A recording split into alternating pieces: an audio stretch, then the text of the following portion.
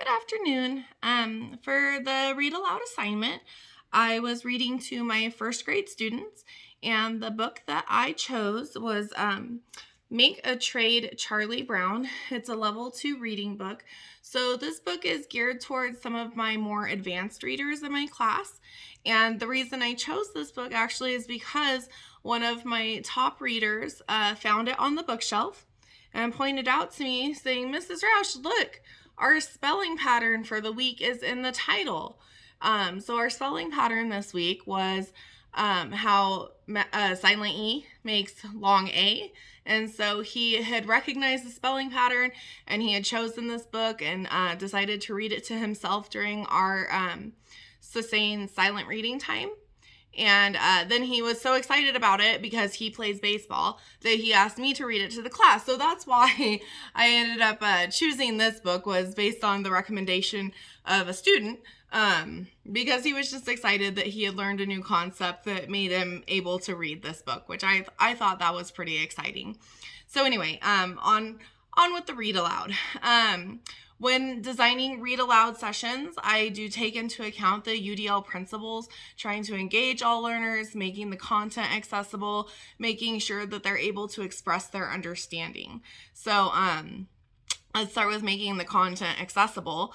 One of the ways that I do that is by projecting the book on a large smartboard, so that all the students can see the text and see the illustrations. I do have a couple of students in my class who have problems with vision, and so they need to be sat at the front of the class so that they can easily see any content that's being presented. And also, this is a smaller book, so it's not, a large picture book, so it's hard for the students to see it. So I like to make it more engaging, more accessible to them by presenting it on the big screen.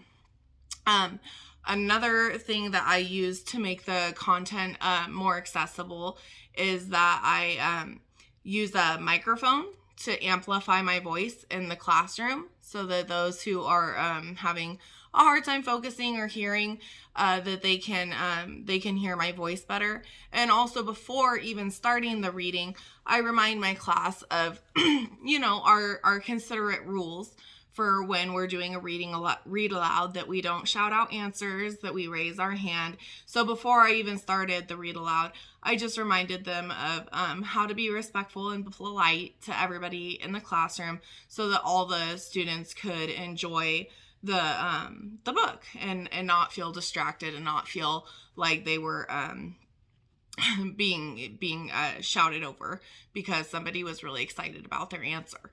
I love it when my students are really excited to share their thoughts, but I do like it when they raise their hand for permission before they start shouting out their answers.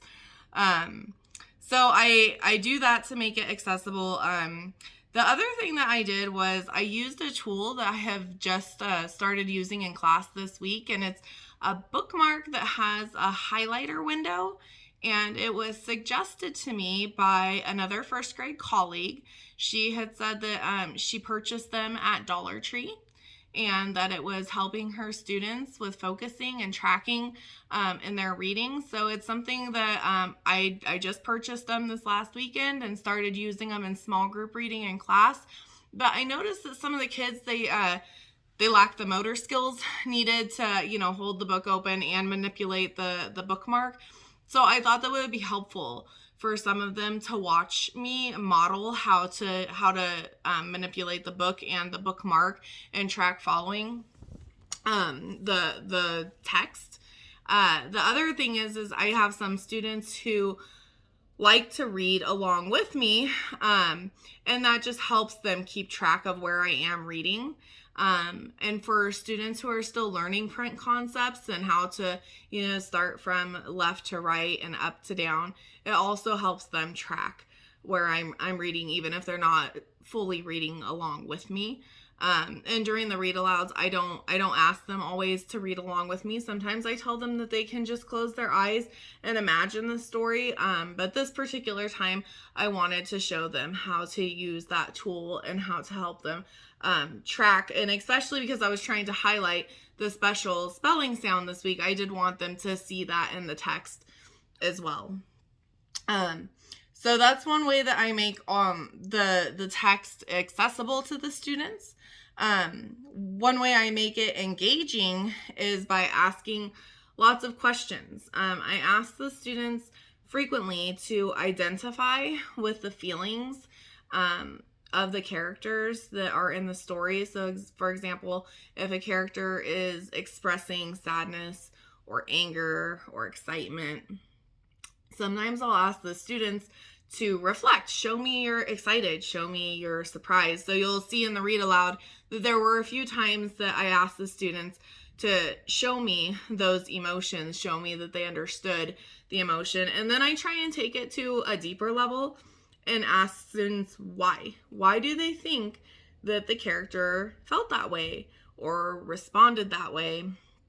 And sometimes I get some really, really spot on answers. Sometimes they're not quite so spot on. But in this story, they really tracked well with it. They understood what was going on with it. I think that it was because it's an appropriate reading level for them. The concepts being presented were easy for them to understand. And so I like to incorporate those social emotional learning opportunities. Some of the students in my class, this is their first time in a social setting or a classroom setting.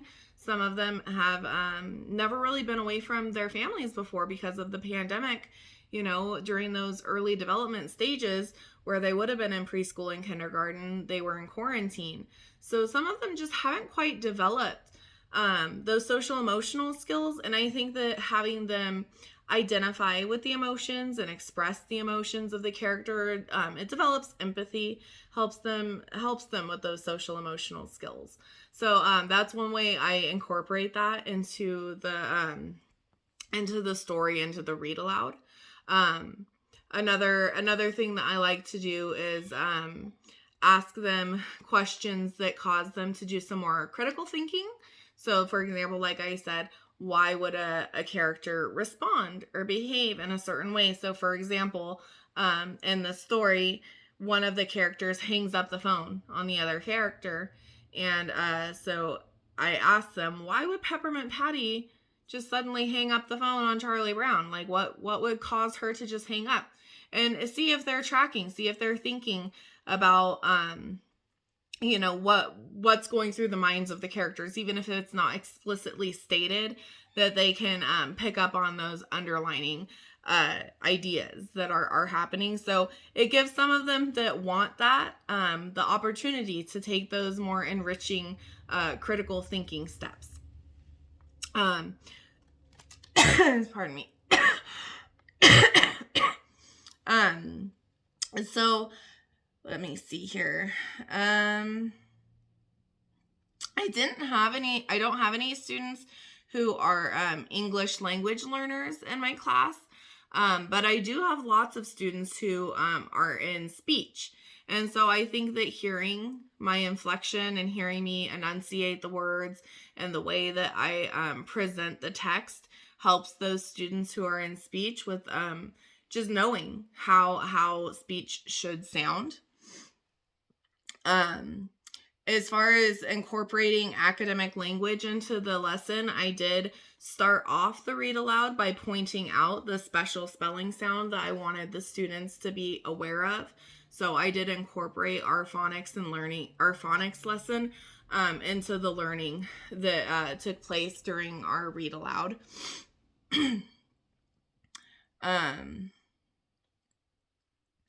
Let's see.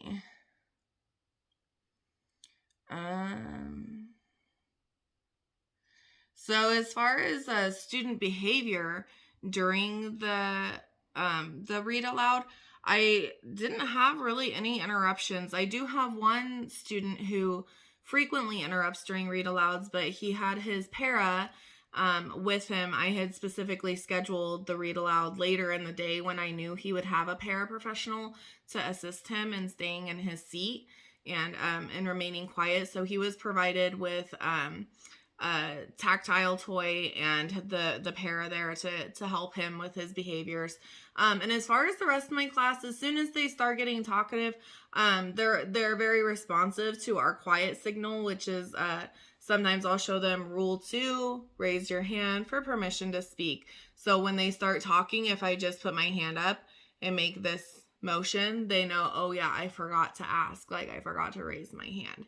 So that's pretty much what I need to do for classroom management, and also front loading, just, reminding them of what's expected during a read aloud, what rules are expected during a read aloud. So as far as reflecting on the read aloud experience this time, I thought it went really well. I really liked how the students responded to having the book projected on the board. I thought that went really well.